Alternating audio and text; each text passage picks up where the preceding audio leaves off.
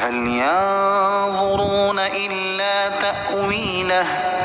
يوم يأتي تأويله يقول الذين نسوه من قبل قد جاءت رسل ربنا بالحق فهل لنا من شفعاء فيشفعوا لنا أو نرد فنعمل غير الذي كنا نعمل قد خسروا أنفسهم وضل عنهم ما كانوا يفترون. وہ تو صرف قرآن کے کہے ہوئے آخری انجام کا انتظار کر رہے ہیں. جس دن وہ آخری انجام آئے گا تو جو اس سے پہلے بھولے ہوئے تھے بول اٹھیں گے کہ بے شک ہمارے رب کے رسول حق کے ساتھ تشریف لائے تھے. تو ہے کوئی ہمارے سفارشی جو ہماری شفاعت کر دے یا ہمیں واپس بھیج دیا جائے تو ہم جو پہلے عمل کیا کرتے تھے اس کے برخلاف اعمال کر لیں. بے شک انہوں نے اپنی جانیں نقصان میں ڈالیں اور ان سے کھو گئے جو یہ بہتان باندھتے تھے.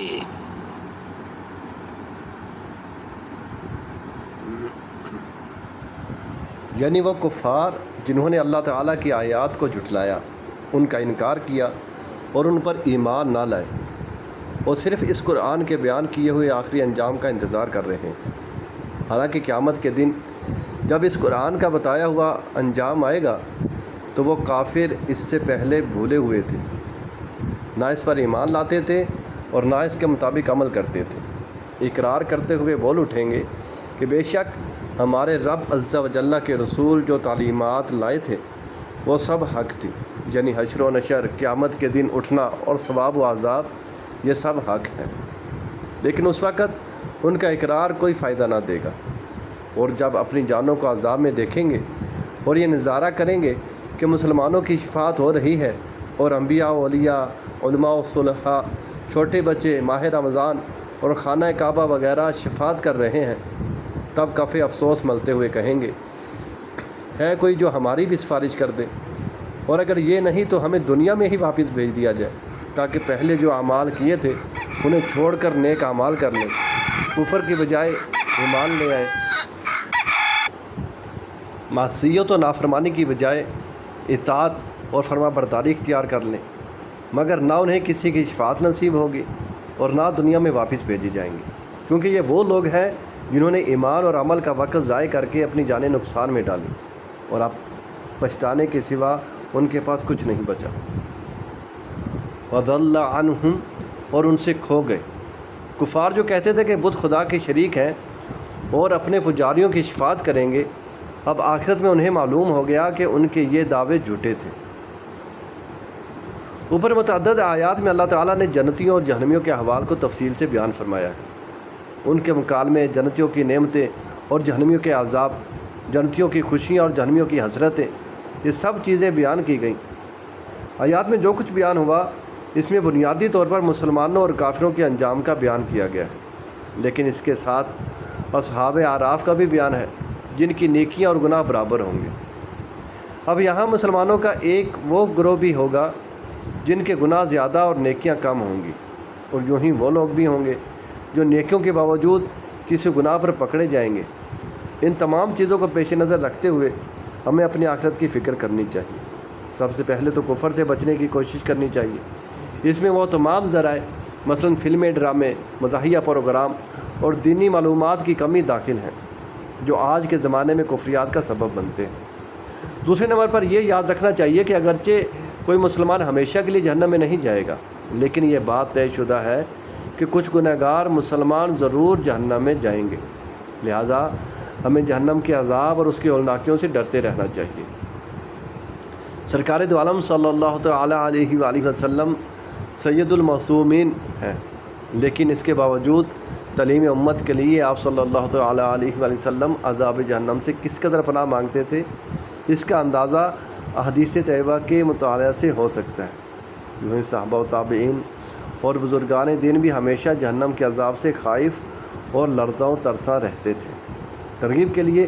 یہاں چند احادیث و واقعات پیش خدمت ہیں. حضرت ابو ہریرہ رضی اللہ تعالیٰ عنہ سے روایت ہے کہ حضور اقدس صلی اللہ تعالیٰ علیہ وآلہ وسلم یوں دعا مانگا کرتے تھے: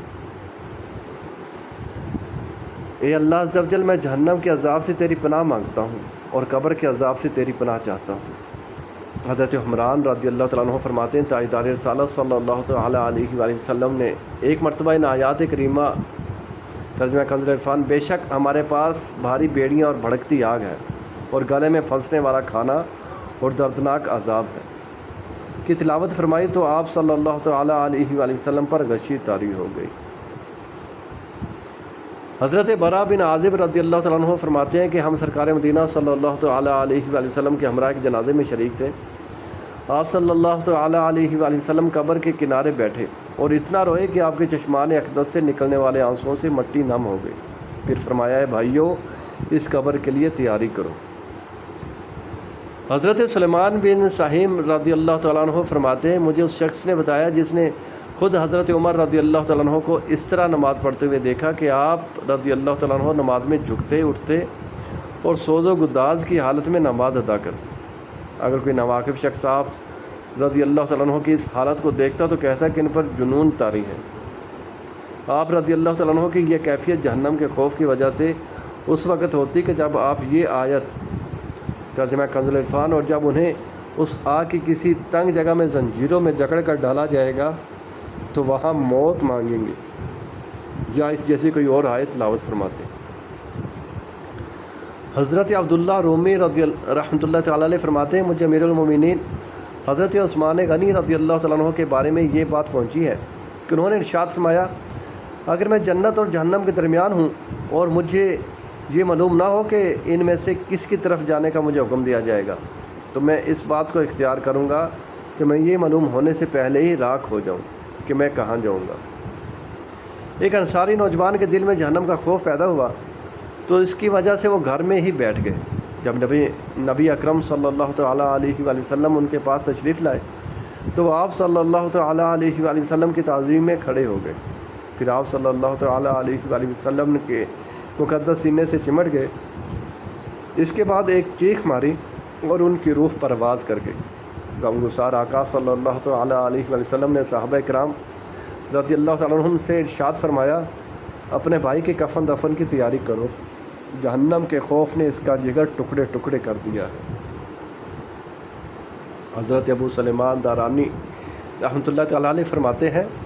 مشہور تابعی بزرگ حضرت طاؤس رضی اللہ تعالیٰ عنہ کا جہنم کے خوف کی وجہ سے یہ حال تھا کہ آپ سونے کے لیے بستر بچھاتے اور اس پر لیٹ جاتے، پھر ایسے تڑپنے لگتے جیسے دانہ ہنڈیا میں اچھلتا ہے، پھر اپنے بستر کی گدی بنا دیتے، پھر اسے بھی لپیٹ دیتے اور قبلہ رخ ہو کر بیٹھ جاتے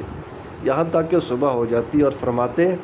جہنم کی یاد نے عبادت گزاروں پر نیند حرام کر دی ہے۔ اللہ تعالی ہمیں جہنم کے عذابات سے ڈرنے اور اپنی آخرت کی فکر کرنے کی توفیق عطا فرمائے، آمین۔